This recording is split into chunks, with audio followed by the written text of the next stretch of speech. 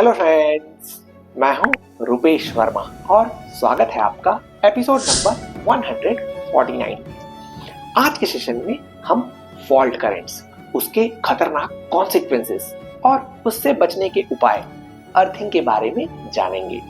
साथ ही ये वीडियो देखकर आपको ये भी सीखने को मिलेगा कि हमारे बिल्डिंग्स के लिए किस प्रकार अर्थिंग रॉड को और पूरे अर्थिंग सिस्टम को इंस्टॉल किया जाना चाहिए।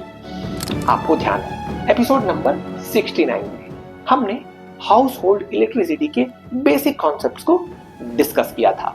देयरइन वी अंडरस्टूड कि 3 पिन प्लग्स में एक डेडिकेटेड वायर सिर्फ अर्थिंग पर्पस के लिए ही लगा होता है, सो दैट आपको और आपके इलेक्ट्रिकल अप्लायंसेस को करंट लीकेज वाली सिचुएशन में बचाया जा सके। Do you remember? सबसे पहले तो हमें ये समझ लेना चाहिए कि ये फॉल्ट करंट आखिर होते क्या है और हमें करंट लीकेज की समस्या का सामना कब कब करना पड़ सकता है।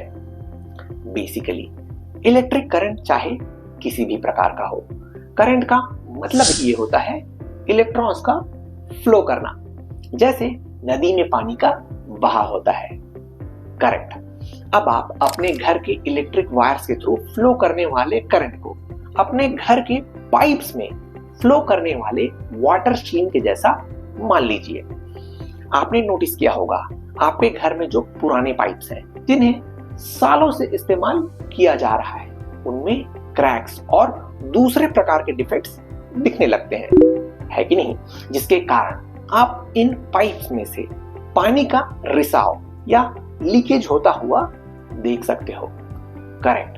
ठीक उसी प्रकार अगर हमारा इलेक्ट्रिक करंट भी अपने कन्वेंशनल वायर के पाथ में न चलकर इधर उधर जाने लगे, तो इस प्रकार करंट के लीकेज को फॉल्ट करंट कहा जाता है।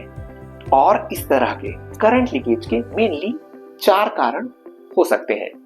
The reason number 1 is damaged insulation.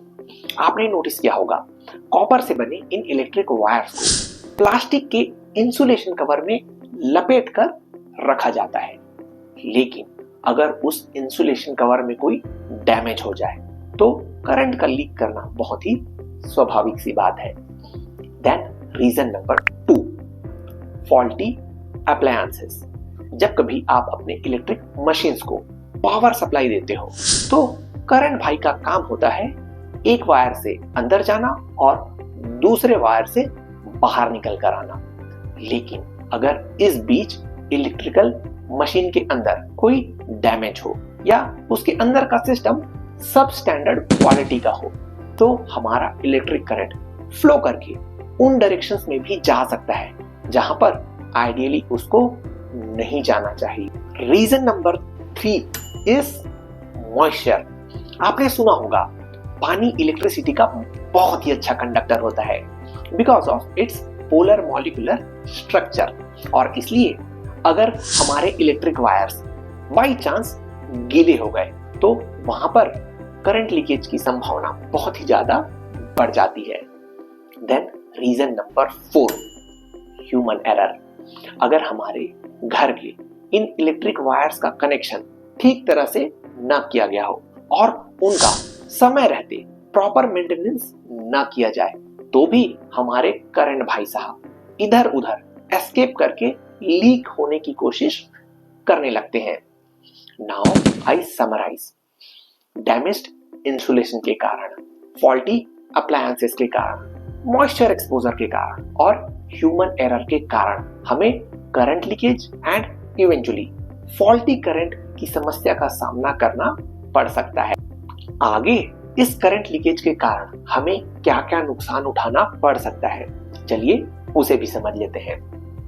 आपको पता है आज से लगभग 110 साल पहले जब इलेक्ट्रिक आयरन को घरों में इस्तेमाल करना शुरू किया जा रहा था, उस समय इस करंट लीकेज की समस्या का हमारे पास कोई परमानेंट सॉल्यूशन नहीं था और तब के समय इलेक्ट्रिक वायरिंग का स्टैंडर्ड भी कुछ खास नहीं होता था। यू वुडंट बिलीव, तब से लेकर आज तक न जाने कितने हजारों लोगों ने इस इलेक्ट्रिक आयरन को यूज करते समय इलेक्ट्रिक शॉक के कारण अपनी जान गंवा दी है। आप सोच के देखिए, जब एक घर का साधारण सा हाउस होल्ड इलेक्ट्रिकल अप्लायंस का करंट लीकेज इतना खतरनाक हो सकता है, तो अगर फैक्ट्रीज में भी करंट लीकेज होने लगे तो उसके कारण कितना डैमेज होगा। फैक्ट्रीज में तो हैवी मशीन्स, मोटर्स और जनरेटर्स में high voltage power supply maintain की जाती है।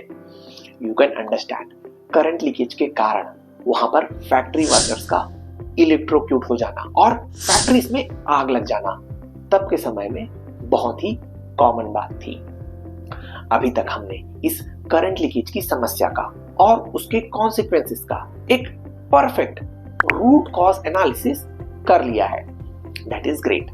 आगे चलिए इस समस्या के एक होलिस्टिक सॉल्यूशन की ओर आगे बढ़ते हैं, और उसके लिए मैं आपको याद दिलाना चाहूंगा, जहां कहीं पर भी पोटेंशियल डिफरेंस होता है वहां पर आप इलेक्ट्रिक चार्जेस को एंड हेंस इलेक्ट्रिक करंट को फ्लो करता हुआ देख सकते हो। करंट, इसका मतलब जहां कहीं भी करंट लीकेज की संभावना है, अगर हमने उस सरफेस को किसी जीरो पोटेंशियल वाले ह्यूज रिजर्वायर के साथ ले जाकर कनेक्ट कर दिया तो हमारा प्रॉब्लम तो सॉल्व हो जाएगा। बिल्कुल सही बात है, लेकिन हमें ऐसा ह्यूज रिजर्वायर मिलेगा कहां? अरे भाई, जवाब बिल्कुल आपके सामने है। It is our planet earth only, जिसे आप कंफर्टेबली जीरो पोटेंशियल वाले ह्यूज रिजर्वायर के जैसा कंसीडर कर सकते हो। इवन दो अर्थ के पास थोड़ा बहुत नेगेटिव चार्ज भी होता है, with surface charge density is equal to -1 nano coulomb per metre square. फिर भी आप अपने सभी प्रैक्टिकल कैलकुलेशंस में अर्थ के इस चार्ज और उसके पोटेंशियल को कंफर्टेबली इग्नोर करके चल सकते हो, क्योंकि हमारे प्लैनेट अर्थ का साइज इतना बड़ा है कि उसमें थोड़ा चार्ज सप्लाई करने से या उसमें से थोड़ा चार्ज बाहर निकाल लेने से हमारे प्लैनेट अर्थ के पोटेंशियल को कोई फर्क नहीं पड़ने वाला। नाउ, अगर आप किसी चार्ज कंडक्टर को ग्राउंड के कांटेक्ट में लाते हो तो यू नो क्या होगा?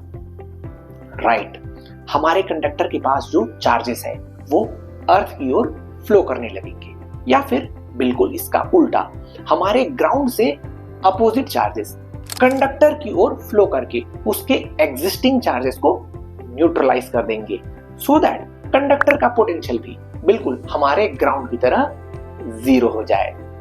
और दोस्तों, इसी प्रोसेस को ही अर्थिंग कहा जाता है, जिसे इलेक्ट्रिक सर्किट में इस सिंबल की मदद से रिप्रेजेंट करते हैं।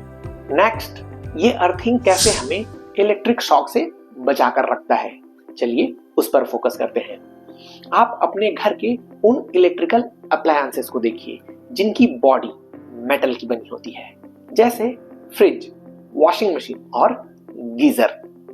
अगर इन मेटल बॉडीज तक लीकेज करंट पहुंच जाए तो यू कैन अंडरस्टैंड ये कितना खतरनाक हो सकता है, और इसलिए हम अपने इस तरह के इलेक्ट्रिक मशीन्स के सरफेसेस को पहले से ही ग्राउंड से कनेक्ट करके रखते हैं।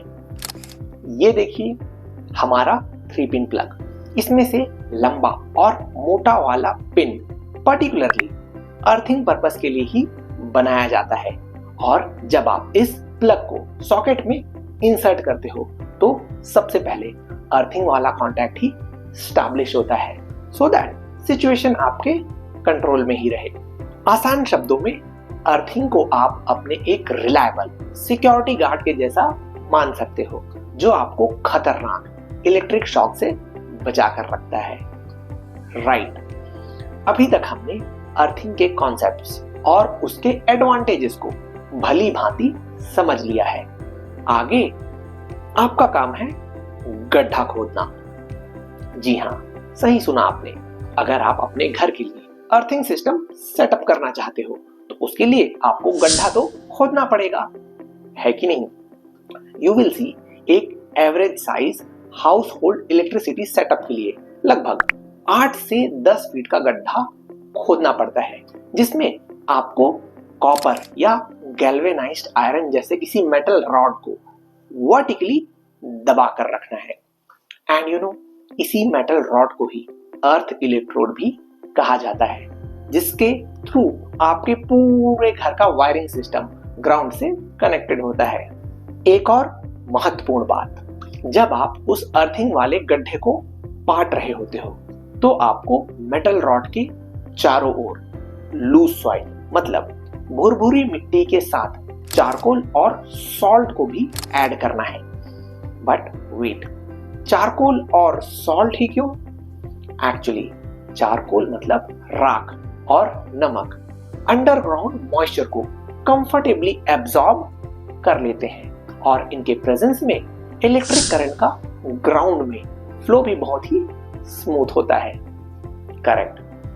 One more thing you have to keep in mind, हमारा अर्थिंग वाला जो इलेक्ट्रिक वायर है उसका रेजिस्टेंस बहुत ही कम होना चाहिए, सो दैट लीकेज करंट भाई साहब को बाहर निकलने के लिए एक आसान सा रास्ता मिल सके। जनरली एक मीडियम साइज के घर के लिए एक गड्ढा और एक अर्थ वायर काफी होता है, लेकिन अगर आप एक मल्टी स्टोरी बिल्डिंग बनाने का प्लान कर रहे हो तो उसके लिए आपको 4 से 5 गड्ढे खोदने पड़ सकते हैं, क्योंकि आपको आपके हैवी मशीन्स, लिफ्ट और जनरेटर्स के लिए सेपरेट अर्थिंग कनेक्शंस की जरूरत होगी। लास्टली वन स्पेशल नोट, अभी हमने जो अर्थिंग पिट वाला गड्ढा खोदा है उसे आपको ड्राई होने से भी बचा कर रखना होगा, सो दैट अर्थिंग वाले प्रोसेस में कोई रुकावट ना हो, और उसके लिए आप उस एरिया को रेगुलरली पानी का छिड़काव करते रह सकते हो। It will certainly help. और दोस्तों, इसी के साथ आज हमारा एपिसोड नंबर 149 भी समाप्त हो गया है। आपको आज का सेशन कैसा लगा मुझे कमेंट करके जरूर बताएं। एक एक्साइटिंग एपिसोड के साथ आपसे फिर मुलाकात होगी अगले हफ्ते। तब तक keep commenting, keep sharing. Happy Sunday, happy learning.